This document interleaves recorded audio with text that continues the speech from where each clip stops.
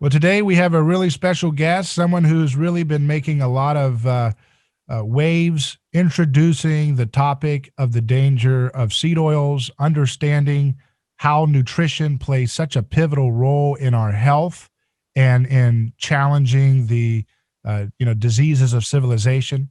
Uh, we have Dr. Cate Shanahan with us. She's a leading authority on nutrition and human metabolism, a board certified family physician with over 20 years of clinical experience, and a New York Times best-selling author of several books, including the latest, The FatBurn Fix. I'm looking at your website, and you've got endorsements from the late Kobe Bryant and Dwight Howard and all kinds of really phenomenal athletes and different folks. So it's a real great pleasure to have you on.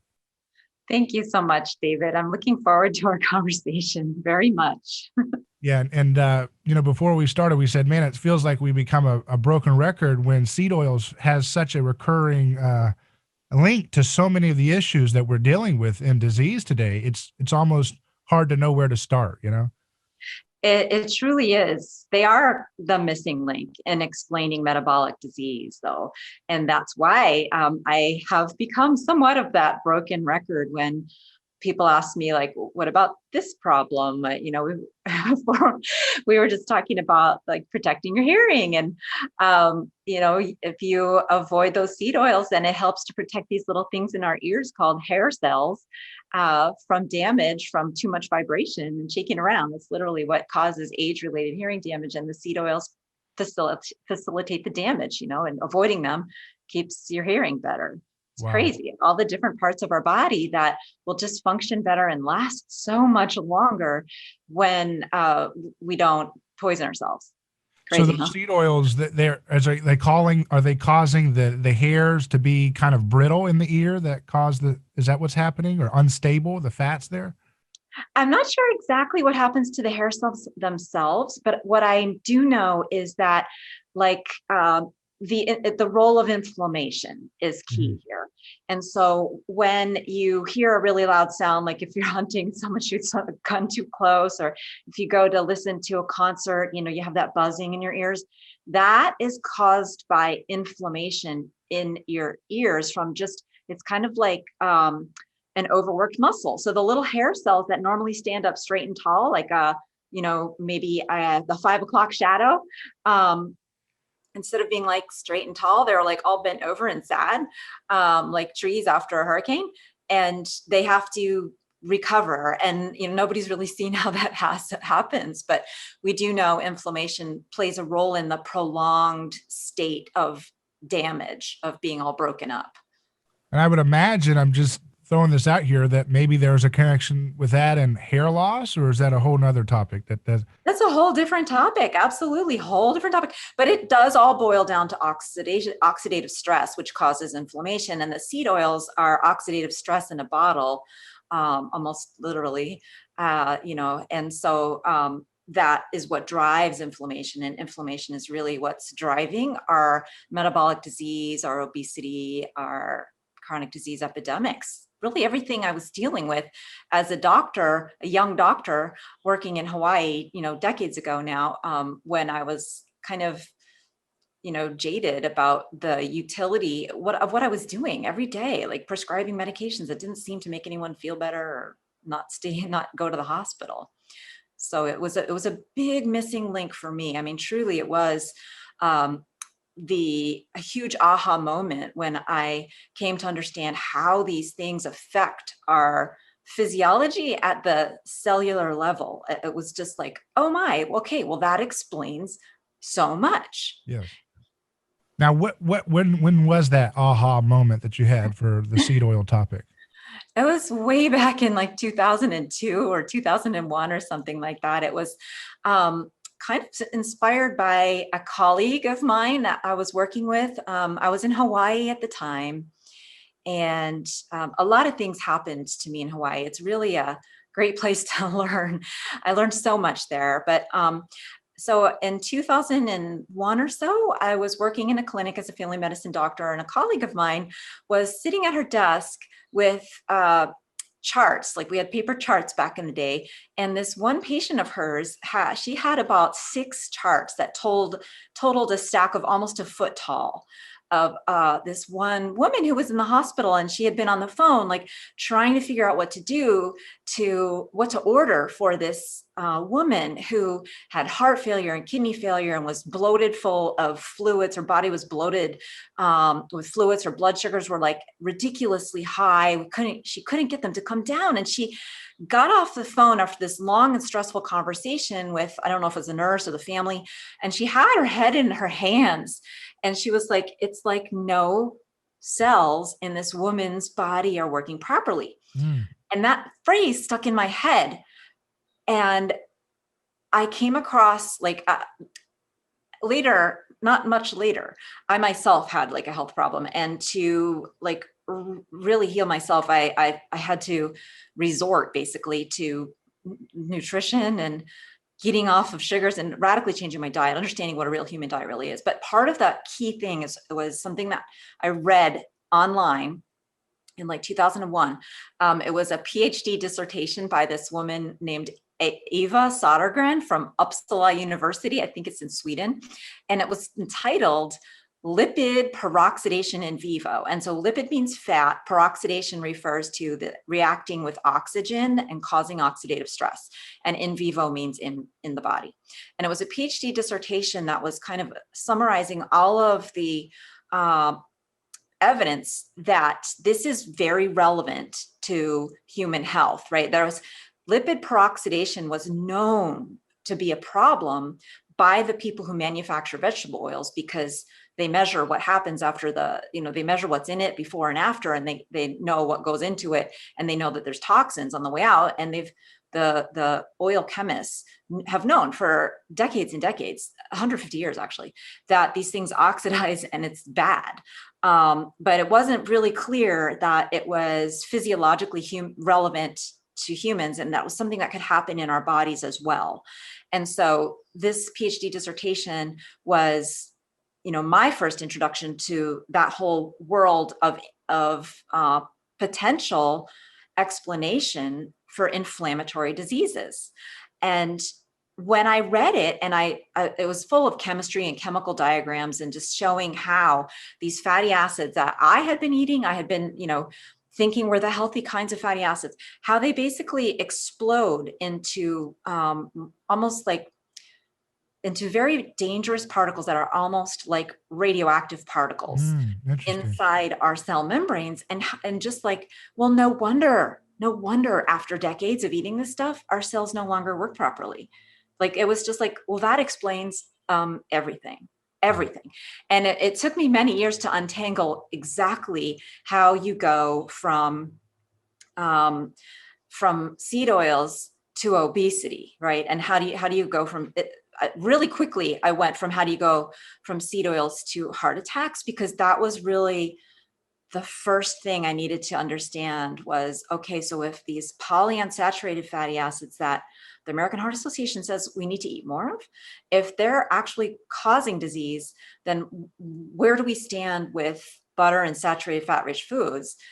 And so because those are supposed to be the bad ones for the sole reason that they cause heart attacks. So my first order of business was to try and drill down into what's really causing heart attacks here. And very quickly, I found the work of a amazing chemist in Germany named Gerhard Spitaler. He had over 140 publications on the topic of these polyunsaturated fatty acids and what do they do. And he had written at that time like 10 articles already about, hey folks, this stuff could be what's causing heart attacks, because what it does is it oxidizes your lipoprotein particles and they can't function. So they're going to build up in your arteries.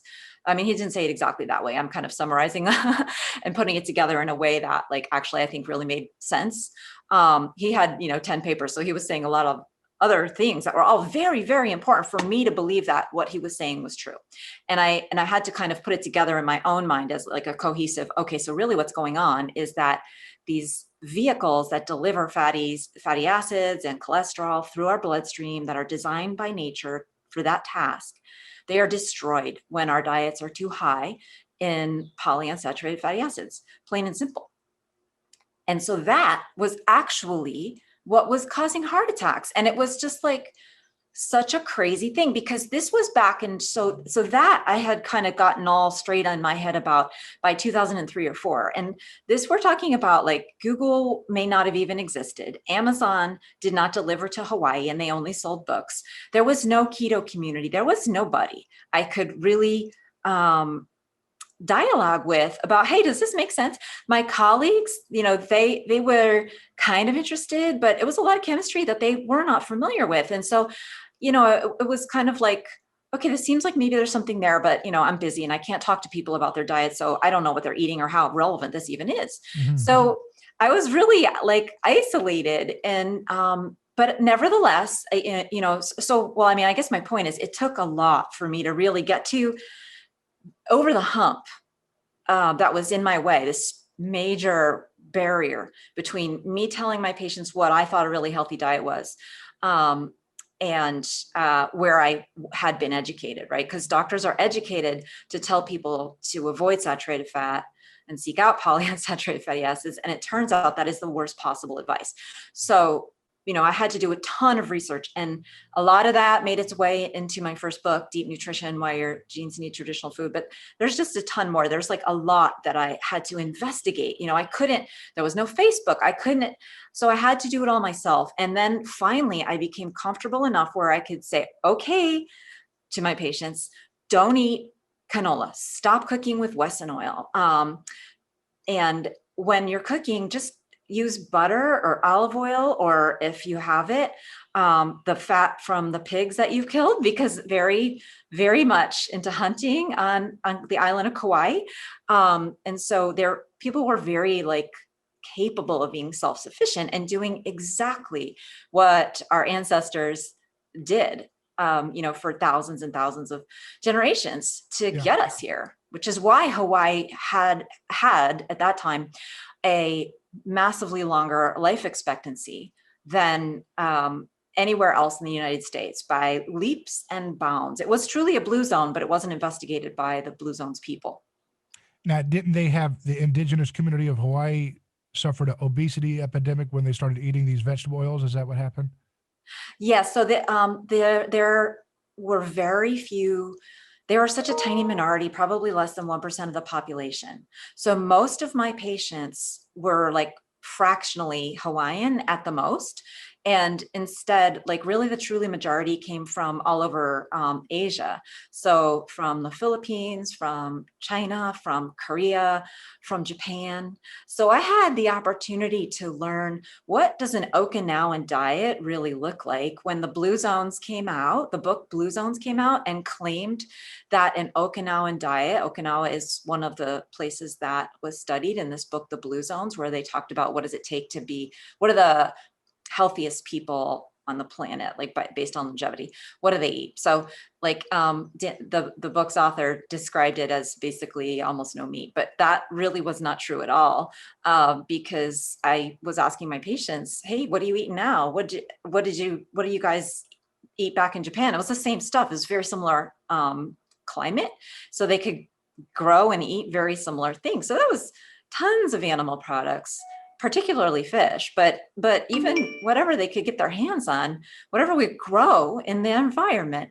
So pork, and a little bit of beef, because there weren't that many people that were growing that on Kauai or in Japan for a lot of Japan's history. But really the key to their longevity was the tradition, the adherence to traditions, and continuing to keep alive all the knowledge of how do you live off the land, that kind of self-sufficiency, which is really how we got here, right? I mean, we didn't have doctors handing down prescriptions. We didn't have McDonald's. We didn't have anything instant. We had to create nutrition, create health from the landscape. And that is really what I came to understand, is that transaction between what we feed our DNA, our genes inside every single cell in our body, that determines the health of every single cell and how functional it is. So food is way more than calories and stuff that I learned. Is more about, not just about macros and all that. That's just how we talk about it. But our DNA basically understands it as instructions on what is capable, what it should be capable of doing, and what is available. Can it grow? Can it create new bone? Can it build new muscle? Is it a good time to reproduce and have a child? So it articulates with our fertility, brain function, just everything. But it's about the quality of the food and how much information is in there, which comes from nature. So when food comes from a factory, like these seed oils do, that is the worst place to be getting our food from. But yet here in America, 66% of the average American's calories are coming from the most refined factory products, which are the seed oils, refined sugars, and refined flours. And so that is really a very simple way of looking at why are we sick. It's truly simple. It's that simple. What's complicated is what's sustaining the lies that keep doctors from really learning the truth about nutrition. That's politics and business and a lot of nasty business that's going on that miseducated me and continues to basically brainwash a lot of otherwise well-intentioned physicians and other folks in the health space. So when we talk about vegetable oils or seed oils, we're talking about PUFAs, these polyunsaturated fatty acids, and that primarily is omega-3 and omega-6, right? And those, that you said something I saw in a recent interview with you that you were doing, and it made so much sense the way you said it. You said omega-3 and omega-6 oils are meant to be signaling molecules, not fuel. And I was like, wow, that's a great way. That really made it make way more sense once I saw, like, okay, so we're using something that's supposed to be telling us turn left, turn right, and we're using that as our fuel. That doesn't make any sense. We need, this is a car, you need gasoline for the car. That's a different fuel, which is what you're saying is the ancestral saturated fats and monounsaturated fats. But the PUFAs are meant to be our signaling technology, not fuel. And so when you are wiring a car in a way that doesn't make it work, you're going to have a lot of wrecks and you're going to have a lot of breakdowns, right? 100%. Yeah. So like what we learn is that fat is kind of all the same. Like if you have fat in your diet, it's these nasty things that are calories, and that your body fat is just full of calories that you're going to have to work so hard to burn off. It's just a nightmare. But the truth is that not all fat is created equal in terms of really anything. I mean, in terms of calories, they're pretty close. Actually, saturated fat per tablespoon of something like butter has a tiny bit fewer calories, 10% fewer than a tablespoon of something like an oil, like canola oil. So even in terms of calories, they're not equal, but they're radically different in terms of what our bodies can do with them, and really what our bodies are designed to do with them, which speaks to the design of our body fat. It is supposed to be primarily fuel storage, meaning fatty acids, because all of our fuel is stored as fatty acids in the form of triglycerides. So there's this thing called glycerol. But most of it's fatty acids. And these fatty acids are supposed to be the kinds that are excellent fuels for our cells. Right. And that is the saturated and the monounsaturated. And that's supposed to be the vast majority on a percentage basis of what you find when you biopsy a person's body fat. Somewhere around maybe 90, 95, maybe even like 98%, because that has been found in some populations, some human populations. And on a percentage basis, what's happening in the average American is that it's way less than that. It's actually, some people have like 25% of these PUFAs, meaning only 75% of the kind we can actually use. And some people have even more, up to 40%. And there was actually one study. 40% of your body fat made out of PUFA I mean, to talk about that and what that means, Is that um, massive obesity when you're at that point? Is that, or is, it doesn't have to be, wow. right? It Okay. can even be babies. Okay. And so this is very scary. What is it doing to our babies? Mm. In fact, there was a study that showed that, there are babies who have 40% PUFA. No doubt, these are children who were fed canola oil based formula or some, soy oil based formula, not, healthy breast milk from a healthy mother. But yeah, so that alters the capacity of your cells to really do anything because energy is necessary for every cell in your body to function normally. Your cells may have different requirements for protein and minerals, maybe, but every cell will die if it doesn't get energy. And when your body fat is composed of something that is not designed to give your cells energy, that will radically change your daily experience as a human being on planet Earth, because your body fat is the largest organ in your body. Even if you're not overweight, it probably weighs 30, 40 pounds. And of course, if you are overweight, it can weigh hundreds of pounds. And to have an organ that large that is constructed out of the wrong chemicals has extremely profound effects on your life and how you feel. And so it's no wonder that, the more that you have of it, kind of the worse you feel. But you do not have to be, overweight, even, not to mention obese, but you don't have to even be overweight. And you can still have way too much PUFA in your body fat to be healthy.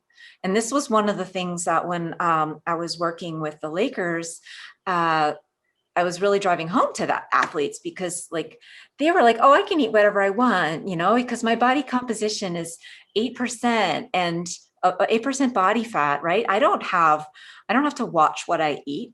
Well, yes, you do, because if that 8% is not going to give you energy. So you were talking about the LA Lakers. You had to show them that just because they're not getting obese from eating vegetable oil foods and so forth doesn't mean it's not doing a significant harm to their long-term health and even short-term health problems, right? Absolutely. It was hurting their performance on a daily basis. So when had the opportunity to finally work very closely with one of the Lakers, Dwight Howard, and really kind of radically overhaul what he had been doing. He felt better than he had in years over the course of 2 weeks. And his performance at the time had really been kind of tanking, and it was causing a lot of friction on the team. And it was really sad and hard to watch, honestly, because people would throw him the ball and it was like he had oven mitts on his hands because he just didn't have that athlete's reflex. It would bounce off his fingertips. And so, it's just like, oh my God, how can this be somebody who's in the NBA? And so after 2 weeks, the headlines in the papers were saying Superman is back. I mean, it really impacts performance hugely to be forcing your cells to be burning these wrong kinds of fuels. And it's not just about the polyunsaturated fatty acid, it's also about the sugar, because when you have that much unusable fat in your, or unusable fuel really in your gas tank, your body has to turn to another fuel more often, which is sugar. And it makes you more dependent on sugar. It causes hypoglycemia episodes where your blood sugar is just a little bit too low, but you feel lousy because you're having an energy emergency. Your brain is not getting enough energy. And hypoglycemia causes things like headaches and jitteriness and shakiness and hangry and irritability and extreme hunger. And that experience is why people gain weight. Okay, so we're jumping over into from performance to obesity, if you like. You can do that. Like why some people gain weight and others don't when they're eating the same diet. Well, yeah. Why is it that some people eat vegetable oils and they have the same genetic makeup as someone who also eats vegetable oils, same amount, and one person deals with obesity, the other person says I'm perfectly fine? What is that? Does that mean that their genetic makeup can handle and process these toxic levels of PUFA better than the person who is expressing obesity when they eat the same amount? Or does it mean that it's not expressing itself as obesity, but it will express itself as just as many bad things other than obesity? Like, how does that shake out? Because a lot of people, the number one indicator they look for to see whether they're healthy or not is whether they have, excess weight. And if they don't, they said, there's nothing wrong with whatever I'm doing. I'm just keep doing what I'm doing. So what's Right. the issue there? The very important question, and the best way to understand it is looking at what happens with people who smoke, right? So what if we asked ourselves to decide if cigarettes were bad for your health by only looking at lung cancer and saying, okay, well, some people who smoke never develop lung cancer. Sure, they develop kidney cancer and prostate cancer and all kinds of neurological problems and osteoporosis, but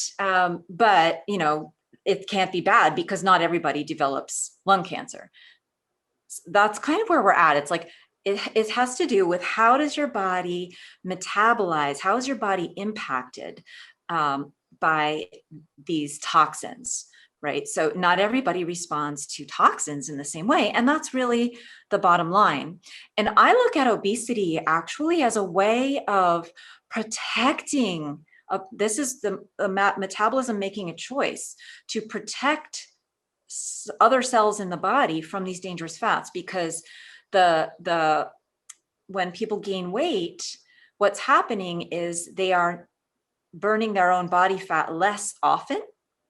And that is a very reasonable kind of like response to the fact that burning body fat causes cellular damage.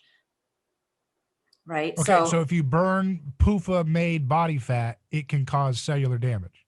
It does. Yes. So then so here's the weird thing. Well, when people have been eating PUFAs their whole life and they know they need to lose it, are they going to damage their body by losing that weight that's made of PUFA? Well, yeah. I mean, that is why I wrote the book called The FatBurn Fix, because I found that even though intermittent fasting can be part of a healthy lifestyle, and the keto diet can be part of a healthy lifestyle, people who had gone down a certain metabolic path and gained weight and had certain kinds of metabolic damage couldn't do those things. And in fact, would get worse when they did. And I was just speaking with somebody yesterday who was in this scenario, who had tried intermittent fasting, tried the keto diet, wasn't losing weight. His biomarkers were actually getting worse. He was feeling worse and nothing was right. Nothing was working right because he wasn't really ready to burn his body fat at the quantities that he was. And so we came up with a plan to fix that. And that's why I wrote the book, The FatBurn Fix, because I can only help one person at a time. It takes a long time, but it's all in the book. So, so people who have read the book carefully and applied the quiz that I have in there that is designed to help you sort out, are you okay yet with a keto diet? Are you okay with intermittent fasting? And hopefully your audience is familiar with those things, and I can, maybe we should talk about that if you don't think so. But those are very common tools that people are using now to improve their metabolic health. But even though they can be helpful, they can be harmful if your body is not in shape for doing those. So you mentioned that the increase in fat as a response to eating PUFA, high levels of PUFA in your diet, is a defense mechanism that the body uses to prevent itself from being harmed as much by the PUFA consumption. Is that right? Exactly. And what that means is that, when, I was trained calories in, calories out. And so people would come to my office and they would swear to me that like, I'm not eating any more than I did before, but I'm gaining weight and I can't lose it. I cut my calories in. And so doctors learn, okay, well, when you hear that, that means your patient's probably, in some sort of denial or just outright lying. But there's way more to it than that. And so what do we do though? Like what we do is we basically, we tell them, well, calories in, calories out. So we just repeat what they no doubt already know, which is basically you're just eating too much, right? And you don't need to go to a doctor's office to hear that. You don't want to go to a doctor's office to hear that because you've already heard that and you're looking for a deeper solution. And so it took me a while like after I figured out, okay, yeah, so these healthier traditional fats, butter, don't cause heart attacks. It took me a while to come around to understanding the connection to obesity.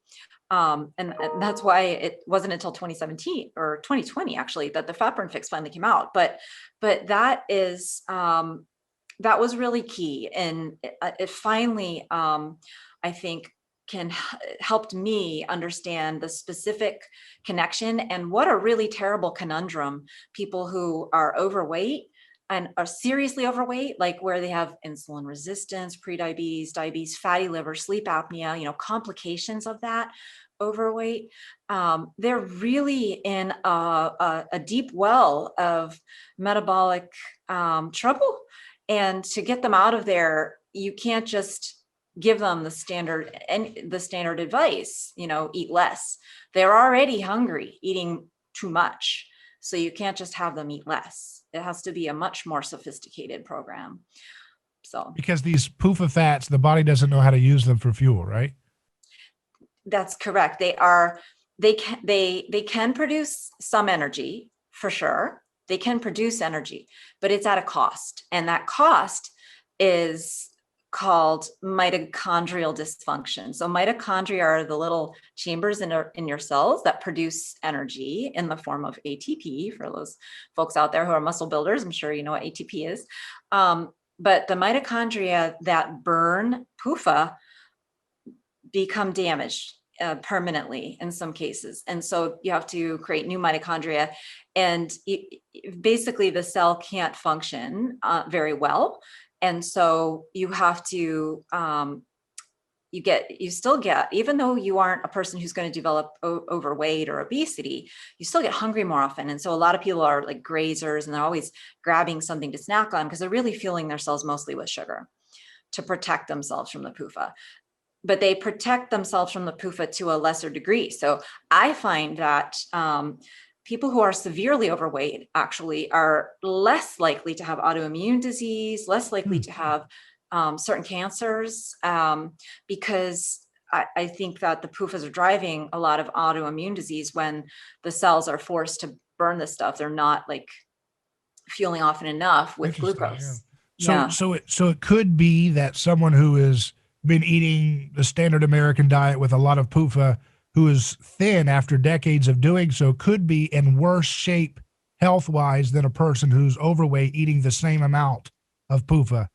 Is that what? Totally. Is that, wow. Yeah, and so that flips everybody's paradigm, because everybody has been inundated with, if I'm thin, yeah, I probably got some problems going on, but that guy who's the fatty over there, that guy's in real worse shape than I am. And you're saying, no, it's not actually the case, especially when you're talking about the high consumption of PUFA that's in everything. And it's in all the restaurant foods. It's in the cooked nuts with oils, roasted nuts, and all these things. It's in so many things, including chicken and pork, which are fed corn and soy. So even people who are doing keto, like I did keto and I found it tremendously effective for me when I started in 2004. But then 2020, it's not as easy until I realized, wait a second, because I always knew, generally speaking, I'd heard vaguely vegetable oils are bad, but I didn't think they were I remember specifically years ago thinking, I've heard something bad about those things, but they can't be the real problem. It's carbs and sugar. And I've already sacrificed enough. I'm cutting out all these carbs and sugar. People are scarfing down biscuits every time I go to restaurants, and I'm just sitting there waiting for my meal. Please come, please come. I've had enough. I'm not sacrificing anymore. That's just something over there. I'm not dealing with that. Okay. And so, because I would eat ranch dressing and wings, and I was still losing weight. I'm like, well, that's obviously not what's causing the problem of weight gain. But then as I got older, and I still did the same keto style where I wasn't buying the oils necessarily, but I wasn't looking for it. I'd go to my favorite steak place, get a ribeye. I didn't know they were slathering it with soybean oil to make it buttery looking or whatever, So once I realized it, I said, okay, so let's start removing that out. And all of a sudden, I started losing weight like I was 18 or 20, like I did before. And I was like, okay, that's interesting, So you really people do don't realize that hidden thing is the component that's driving this, right? It's accelerating aging. It's really accelerating the process of dying. Wow. And so when you get away from those things, you do rejuvenate yourself. I mean, you really can reverse age yourself by getting these things out of your body. I've seen people with testosterone levels in the tank, like, Mm. under abnormals under 200, like in the 40s, and they would get it up to like 400 after not too long of doing this stuff. So the more you weigh, the kind of the longer it's going to take to really get to the point where you have to detoxify your body fat, and the more that you have, the longer the whole process is going to take. But fortunately, there's this weird thing I've noticed where people who are overweight, like a lot of times they're just so energetic and stuff, like they're okay with not losing weight, because they're just like, they've maintained their energy somehow, like their brain is able to get enough energy, or they're like, their drive is energy, and that's why they were eating, right? So they're super energetic, and so they'll work with me very patiently for a while, where I'm not focusing on having them lose weight. I just want them to detoxify their body fat, and then they can lose weight. I like to do it in that order. And I know that's completely sacrilegious, because the standard weight loss doctor is taught and will teach that you have to lose weight quickly to get somebody motivated, right? And sometimes when people hear, oh, wait a second, I don't have to cut back on the carbs immediately, they think, okay, that means I'm gonna perpetually keep eating them. You know what I mean? As like a crutch. Like, so that can go that way too, right? If you Well, right. yeah, I'm glad you brought that. There's the kind of carbs, right? So what I teach people is what kind of carbohydrates are actually necessary for you if you are one of these folks in this later stage of metabolic damage. Because if you can't do keto, that means you do need carbohydrates, but you don't want the kind that will spike your blood sugar and insulin. So you just want the kind that don't do that. And so I teach people, like, what exactly, can you eat? For example, it would be something like sprouted grain bread. That's 100% sprouted grain, like Ezekiel bread, that kind of has to be kept in the freezer. Because that will not spike your blood sugar, will not spike your insulin, and it kind of dribbles out what your cells really need, which is a little bit of glucose, a little bit of extra glucose, so that your body, what their bodies are doing is really terrible when they're in this like more damaged metabolic state. They are taking protein and converting it into energy. They're taking protein, which is supposed to be, for building blocks and signaling and other very important stuff in the body. But And carnivores and keto people tend to do that too, right? They gluconeogenesis. Is that what you're referring to? Yes, if you have too much protein, well, you're going to turn it into fat too, right? But if you're metabolically damaged, you're going to turn it into sugar. Or if you're doing like almost zero carb, you will turn it into sugar. Is And that it's not not always, good? Do you think that's not good for people to do zero carb, or because of that? Or well, it's no, I don't think that, but it's just not necessary, right? So if you enjoy your a little bit of like bread or beans or vegetables, right? I mean, come on now, life without vegetables like garlic and onions and mushrooms seems tragic. A yeah, steak without those things, come on. yeah. Um, but and I mean, you can't even make a good bone stock without vegetables. So I don't say that it's unhealthy to do like a carnivore diet, although for some people who are more metabolically damaged, I think perhaps it is. But for somebody who's healthy, a carnivore diet is a good option. It's just kind of like, it's an elimination diet. I don't think anyone is really going to stay on it very long. Yeah. Yeah. So the key. So now, can people lose weight while still eating carbohydrates though? Right? How are they burning fat if they're running some of that glucose for fuel? How do they get that? How do they? Because Tucker Goodrich was telling me, he was saying that the body prefers to burn PUFA like it prefers to burn ethanol. It wants to get rid of these toxic things. So Correct. how does that fit into this? So that's why some people gain weight, because let's say you have 30% PUFAs in your body fat. Those PUFAs are going to be released in a higher concentration than 30%, because that's just how it is. The body has been because it's normally such a minority fat in our body fat. The way the body releases it, the way the body stores it, means that it has to be released in preference. Otherwise, you might be deficient, right? So the body preferentially, we do need these PUFAs. We need them for brain building. We need them for signaling. And so if you only have 2% in your body fat, well, your body fat better darn well offer that 2% up. Be sure to do that. So that means that it is preferentially released also. So it's preferentially released to burn, and it gets into the mitochondria very easily because it's wiggly and it just doesn't need special transport. It just slimes itself right in there. And so, so that's how you burn it. It's not like the body wants it. It's just that that's the by nature of it. And yes, so your poor mitochondria will be forced to burn those things and damage themselves usually in the process. And damage your cells a little bit. So your cells are just going to be less functional, but that's how you lose weight. So how do you lose weight safely without damaging yourself? If you've gotten to a certain point with metabolic damage, I don't want you to lose weight. I want you to detoxify your body fat. And that's more of a severe state, but a lot of people are there. I'd say a good 30% of the people that I work with are in that severe state where they really can't focus on weight loss. They will lose weight because they're going to have more energy. They're going to be burning more calories. They're going to be reaching for snacks less. But I don't want them to focus on that as their goal. They're just simply not ready for it. It's just like if you are, I want to run a marathon one day. And I would be a really bad coach if I said, okay, well, if you want to run a marathon, that's 26 miles. So get out there tomorrow and run 26 miles. Yeah, no, they haven't run a day in their lives. They're not ready for that. Very few people could handle that. There are going to be a minority of like genetically blessed, but that's not how it works when you're metabolically damaged. Wow. So, and so your key again is not primarily dramatic weight loss immediately, but rather just switching the body to replace the PUFA fat with healthy fat, right? Saturated and monounsaturated. Correct. Yeah. Which of the two fats, saturated and monounsaturated, does the body prefer to consume? Do you have information on that? Yeah, it's a really interesting answer.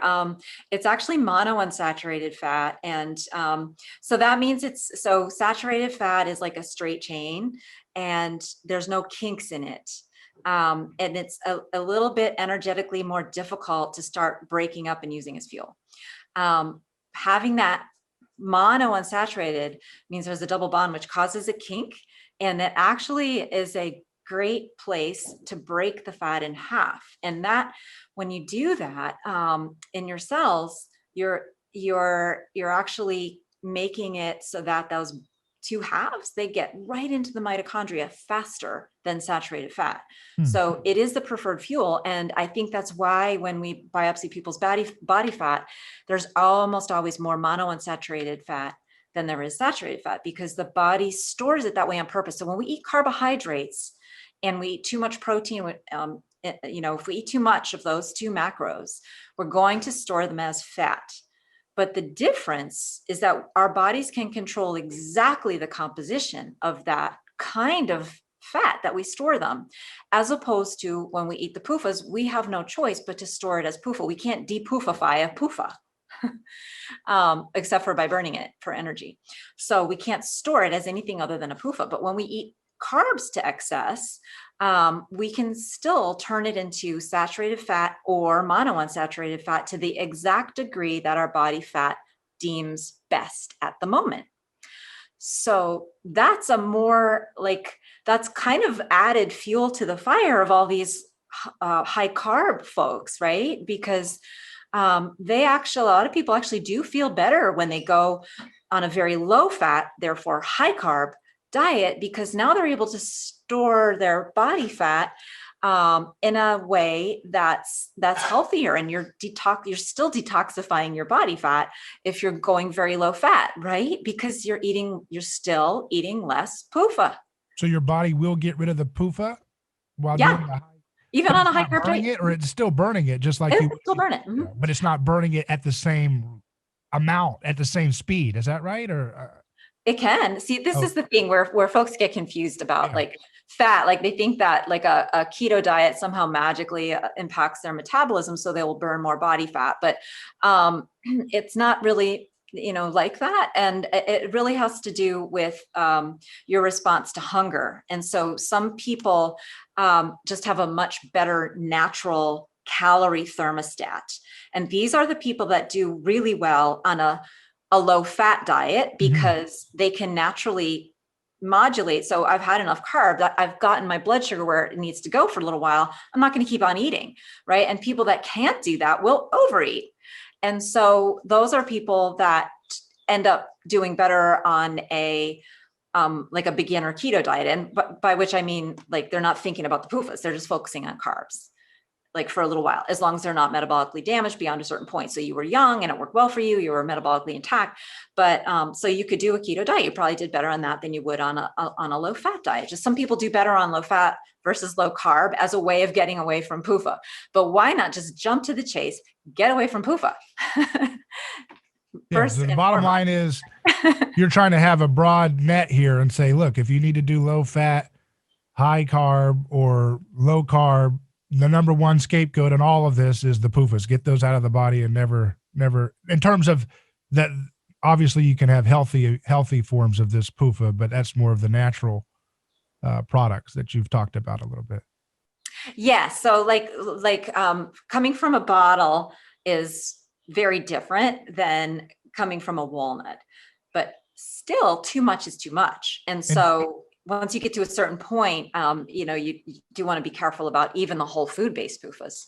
And you want to probably tell people to steer clear from traditional chicken and pork, right? That are fed these corn and soy, right? Because I've heard that has a high amount of PUFA in their fat and skin and stuff, right? Yes, but still, I mean, so yes, it would be definitely ideal to be pasture raised, but I mean, if your choice is eat nothing but steak and hate your life, I mean, steak's great, but after a while you want some other options. So I'd never want anybody to feel like they're on an unsustainable diet. And I think the balance of the benefits and the harms there, go ahead and have your factory chicken if that's all you can get your hands on. And that's what you're used to cooking, whatever. We live from a very far from ideal world. And that's just the reality. But I'm not going to say that you can't eat chicken, because even though there is a bit more in the fat of the chicken, a bit more of the unhealthy fatty acids, when the chicken just in general has more PUFA than cows, but especially when it's grain fed, but still it's way different than corn oil, and you're getting a lot of protein, you're getting collagen if you're eating the fat of the chicken, because that means you're probably eating the chicken skin, and the chicken skin has nutrients that you don't get from muscle meat. That's a whole other that's kind of like the focus of my first book, which is like, what are the things that people did that we don't do anymore that we should be doing? And one of them was using animal skin and cooking meat on the bone and making bone stocks and bone broths to help keep their connective tissue as healthy as can be. I wanted to go back to saturated fat for a moment, because I've heard, some people do MCT oil, which is super high octane coconut oil, saturated fat. I've talked to Brad Marshall, who's another big person who criticizes PUFAs and trying to experiment. He's famous for the croissant diet. I don't know if you've heard of that, where he's eating croissants and red wine, and just as an experiment to demonstrate that you can have a high carb diet.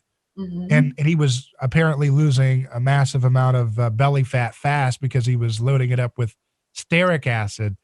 But this is a fat. Have you looked into this? Does this help with weight loss, or is this something that, again, is kind of misunderstood?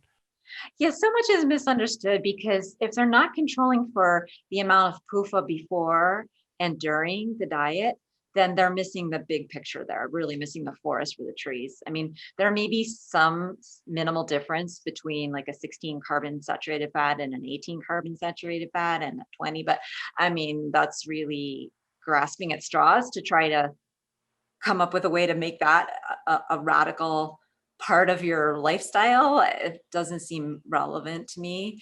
The first thing is, hey, let's look at this forest of highly toxic, unstable polyunsaturated fatty acid, and then let's just look at what people used to eat and kind of go back to that as much as we possibly can.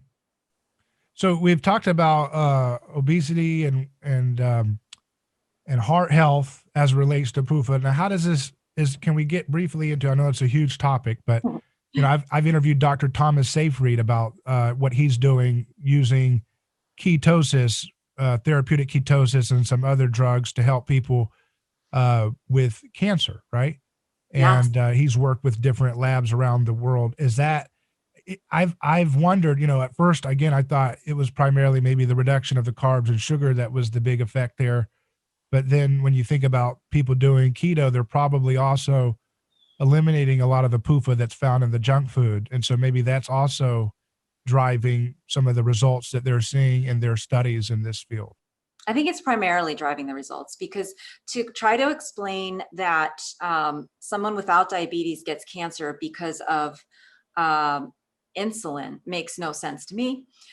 So if you don't have diabetes or pre-diabetes or even really extreme insulin resistance, then your insulin levels aren't going to be that high. I mean, insulin is a hormone, so we have less than a gram of it in our entire body, even if we're severely, I'm just making that number up, but it's not very much. I mean, we have nanogram amounts in our bloodstream, and a nanogram is a billionth of a gram.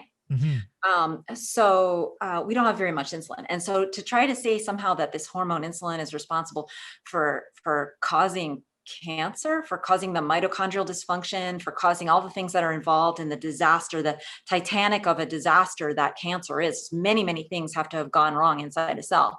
Doesn't make sense that it's all insulin, because like I said, sugar is safely stored in your body fat as saturated and monounsaturated. So even if your diet is very high in sugar, until you ultimately develop chronically high blood sugars and chronically, chronic insulin resistance, your blood sugar levels are going to be normal. So you're not even exposing yourself to. So what, I mean, this is again a strange hypothetical, but I'm trying to visualize this for folks, the gravity of what we're talking about. So if we could have had, remaking history from the last century in America, and we could have removed every, vegetable oil based PUFA part of the diet, but everybody else ate the same exact stuff, the same amount of sugar. Now, obviously, right, a lot of that sugar carb is driven by the PUFA that you're talking about. It makes you hungry for this because Right. your cells need fuel. So that's a factor. But if we could just, in a hypothetical, have removed all the PUFA unnatural consumption of the last century, but kept the processed flours and the grains and the sugar levels exactly where they were. Everybody ate the same amount of ice cream and whatever, but they didn't have any of the PUFA stuff, the canola, the soybean, the corn, and all this. What would that have looked like? Would it have been a 10% reduction, and the obesity epidemic would have been for cancer and heart disease? I know we can't put a number on it. I'm just trying to visualize the gravity of this factor here. Yeah, so that's a really interesting hypothetical question. And the slice of the pie that we're talking about is like a third, right? So if we just replace that third of the pie that right now comes from seed oils with healthy fats, where would we be right now? And my estimation is it's majority of our diseases wouldn't exist. I mean, we still would have malnutrition, relative malnutrition, because when you're getting a third of your daily calories from empty calorie refined sugars and carbohydrates, refined sugars and flours, are basically, there's no nutrition in them. You're a setup for malnutrition. And you may not be getting enough protein. You may not be getting enough of a variety of vitamins and minerals. But let's say that you were paying attention to your macros and you made sure to get enough protein, and you were taking a multivitamin. You were paying attention to these micronutrients, and really the switch was in macros. I would say probably 95% of the disease. We would have some overweight people, but when I was different looking overweight.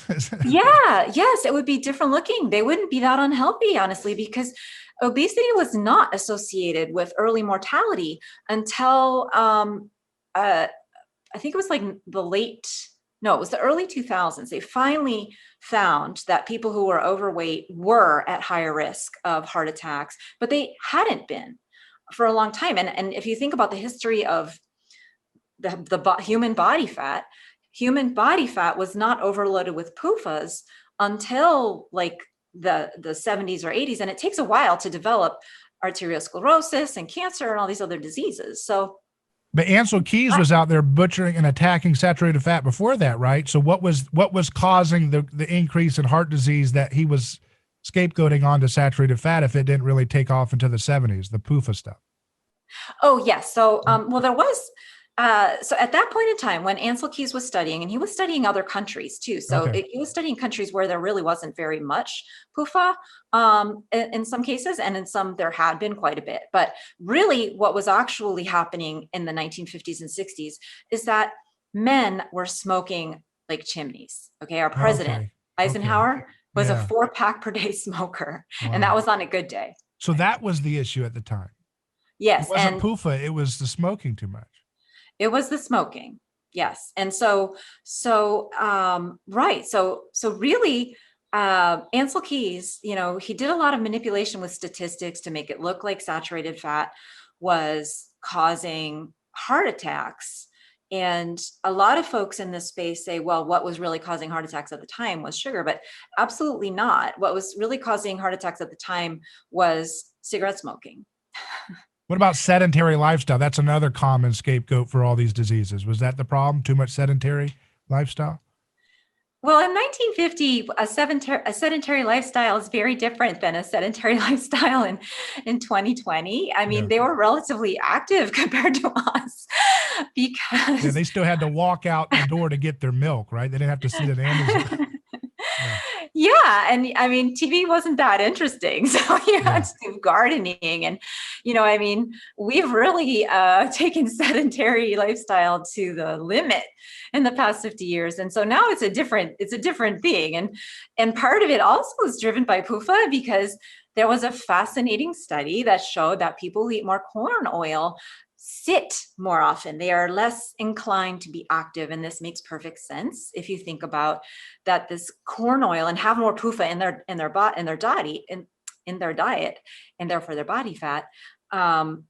They are producing less energy in their mitochondria. So they have less energy. So they're going to want to burn energy less often. So they're just going to feel lazier. They're going to be like lazy, and they're going to take responsibility for that. They're going to say, oh, I just don't like exercising, but it's not you, it's your body fat. It's the PUFAs. Wow. Now, has there been any evidence that the food companies that have been putting these vegetable oils in so many products know what they're doing to our bodies? They know they're causing obesity and oxidative damage. They know they're causing carcinogenic effects, and yet they're still putting it in. Is there any evidence that they're knowingly putting these toxic stuff into our food, even though they know the data shows that this is not good for humans to consume?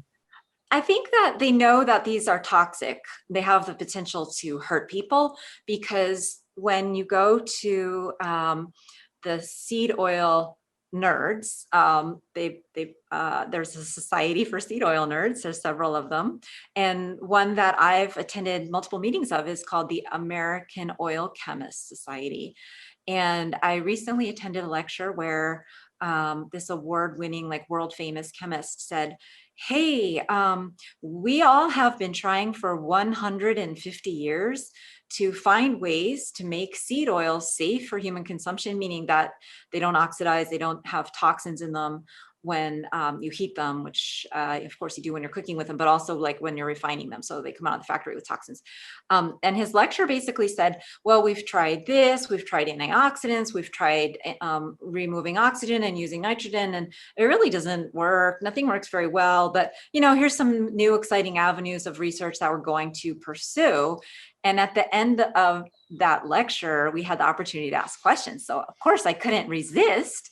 And my question was the first one. So I asked, well, if these seed oils are so difficult to make safe for human consumption, why can't we just go ahead? Why don't you guys just recommend going back to tallow and lard, right?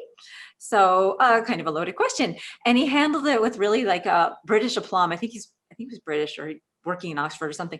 Anyway, very suavely just said, well, we would love to actually make that recommendation, but you come up against the dietary guidelines for America when you do that, which is the government guidelines, and companies, schools and many industries they have to follow these guidelines or they don't get money. And the dietary guidelines for America come from the American Heart Association. So it comes down to the American Heart Association standing in the way of people being healthy. And guess what? Guess who was the man that was in charge of the nutrition in the American Heart Association when they first became a company or a corporation, the American Heart Association, that accepted industry donations? Do you want to guess? I bet you know the answer. Is that Ansel Keys, right? Yeah, bing, bing, bing. Yeah. Yeah. And so, it comes down to Ansel Keys. And so this is why I'm always like saying, I do not believe Ansel Keys was like a misguided scientist who really cared. I think he was a egomaniac who was mostly interested in his own pursuing his own very ambitious ambitions of becoming remembered for solving the mystery of heart attacks, regardless of whether or not he actually solved it, which he ironically made worse. Because now heart attacks had been on the decline for a while because people were smoking less. And now that we're eating so much seed oil and it's in our body fat, heart attacks are again on the rise. So the American Heart Association had declared victory, and they were saying that heart attacks aren't going to be happening anymore in 2010. But they are now kind of, well, like they would be eating their words if they had any, but they just are pretending they never said that. So yeah. So the seed oils cause the same carcinogen that cigarettes do in the body, right? Yeah. So cigarettes produce something called acrylamide, and seed oils break down into something called acrylamide. And cigarettes also have many toxins, right? So when you burn something, you create a lot of little bad things, and we study each of them. Scientists have to study them one at a time, because that's what science does, is it looks at it one at a time, but that doesn't mean like it's the most important or the only one. So vegetable oils too have multiple different compounds that are toxic when you buy them and when you cook with them. And acrylamide is one, but there's all kinds of others. There's some that are so fleeting that we didn't even understand that they existed until recently, until our technology was capable of detecting them. But the more fleeting they are, actually, the more damaging they are, because that means they're more energetic, and energy out of control is damaging. That's why radiation kills us, because it's energy out of control, high energy out of control. Do you think that just like the tobacco industry got sued, that there should be lawsuits, class action lawsuits for people to require these products and restaurants to have a skull and crossbone symbol? This is toxic, as you on the French fry container. I think that's the only way anything's really going to change. That's the only way a lot of things change in this country, is it has to become an issue of money. Lawsuits. Wow, this is so fascinating. I have so many more questions, but I want to let you go for now. So we'll have to leave it off as a cliffhanger. I want to know more about, connections to seed oils and autism. I want to know more about connections to seed oil consumption and mood issues, depression, bipolar, schizophrenia. I've interviewed Dr. Chris Palmer, a Harvard psychiatrist, who's using, again, therapeutic ketosis with schizophrenia patients. And they're saying after a few months of going on keto, they're saying, doctor, I don't hear the voices. And they have to stay on the diet. As long as they do, they're having subsided results. And I wonder if that too is a reduction in seed oils more than the carbon sugar issue. I don't know. I'm just throwing that out there, but I think there's a lot more to discuss. There is a lot more to discuss. So we'll leave it off there. And I want folks in the meantime to go to drcate.com. That's Kate with a C.com, drcate.com, and check out the book, The FatBurn Fix, which I have started to read and really enjoy. And I'm looking forward to doing more discussions in the future. Thank you so much for having me on, David. This has been fun talking with you. Very good. And we'll talk soon.